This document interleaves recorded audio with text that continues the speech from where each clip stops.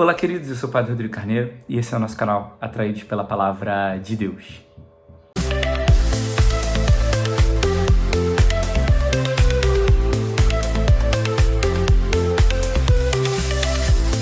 Bem, então sejam muito bem-vindos ao nosso canal, você que está chegando a primeira vez, você que já é um atraído pela Palavra de Deus.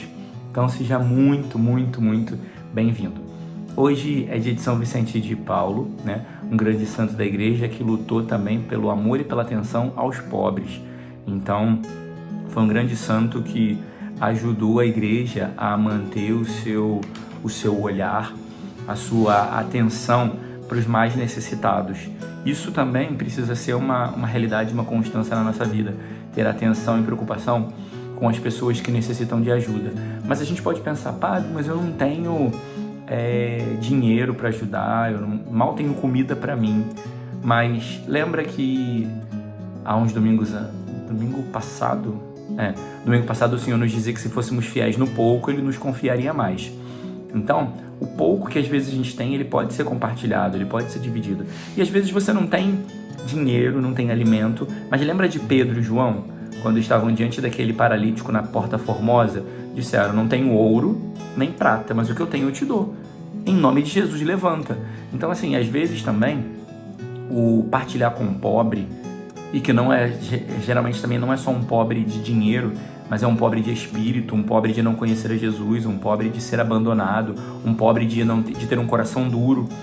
Eu posso proclamar a palavra de Deus, que isso de graça eu recebi, de graça eu devo dar. Então não necessita de dinheiro, não necessita de posses, nem necessita de estudo, porque o próprio Pedro não tinha estudos e ele anunciava a palavra de Deus, porque ele anunciava.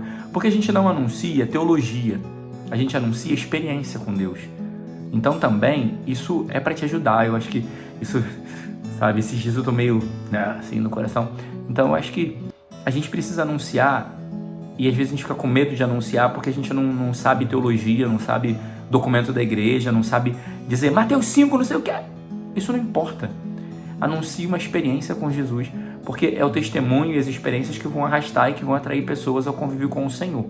Então, não deixe de anunciar e de proclamar as maravilhas e a misericórdia do Senhor, o poder do Senhor na vida das pessoas, tá?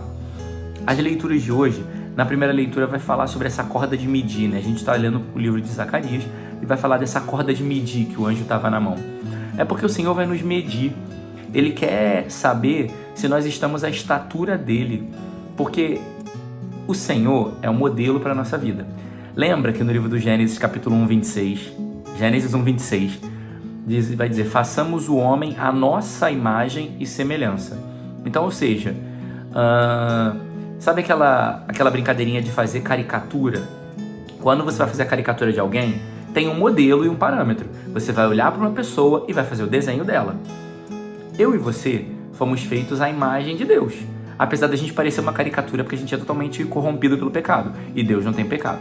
Mas nós temos que lutar contra o pecado para sermos cada vez mais parecidos com Deus. Então essa corda de medir marca que o Senhor ele espera de nós que sejamos mais parecidos com Ele, que estejamos à estatura de Deus, que o nosso desenho seja o mais fiel ao original possível. Então a minha vida precisa ser uma vida de luta para tentar ser o mais parecido com Deus que eu posso, o mais parecido com Deus que eu consigo, o mais parecido com Deus que eu me esforço para ser. Às vezes a gente vai cair, vai fraquejar, vai ter dificuldade, mas eu preciso me esforçar para ser cada dia mais parecido com Deus, e não parecido com homens. E não vivendo mundanidade, não me comparando com homens, mas me comparando com Deus. O parâmetro da minha vida e o modelo que eu tenho que seguir é o Senhor, não são homens. Porque muitas vezes a gente diz, eu fiz porque o outro fez primeiro. Ou seja, você está se comparando com o outro.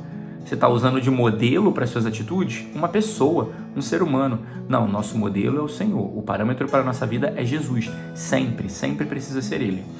Também esse texto vai falar da grita de júbilo e alegra-te, filha de Sião, porque eu venho para habitar no meio de ti.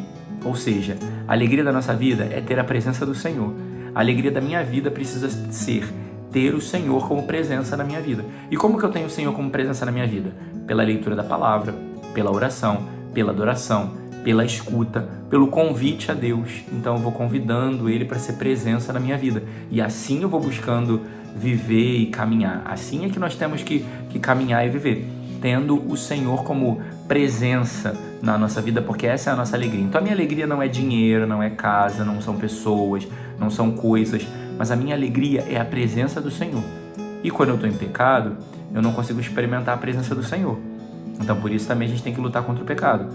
Por isso que eu tenho que buscar me converter, mudar de vida, me confessar, para experimentar plenamente da presença do Senhor na minha vida. O Salmo vai falar: o Senhor nos cuida como um pastor. O que é cuidar como um pastor? Em primeiro lugar, qual a importância do pastor para a ovelha? A ovelha, ela enxerga pouco.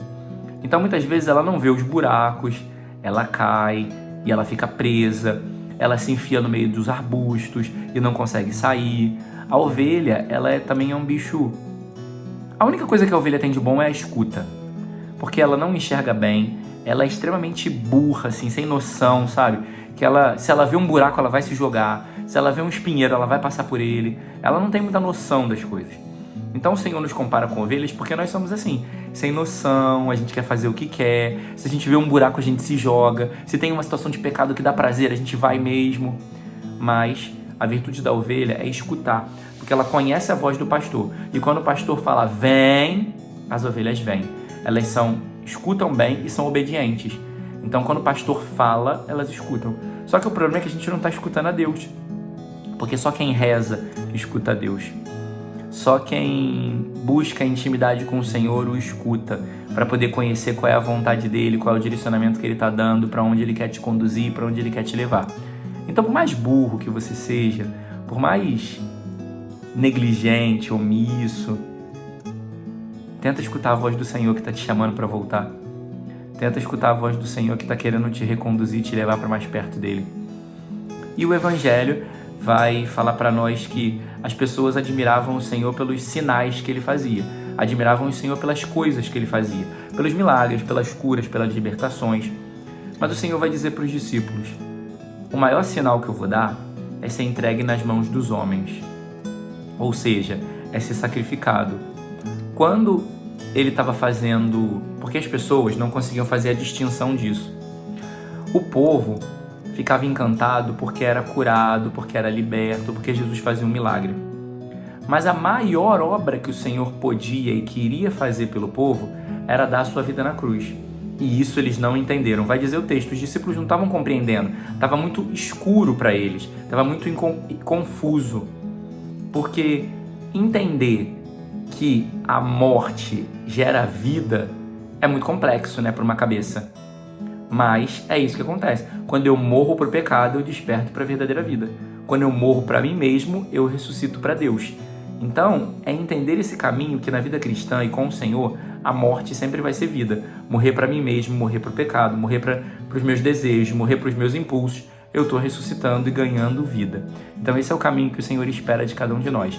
Morrer para si mesmo, para que Ele seja a nossa vida e ressuscitar para a eternidade.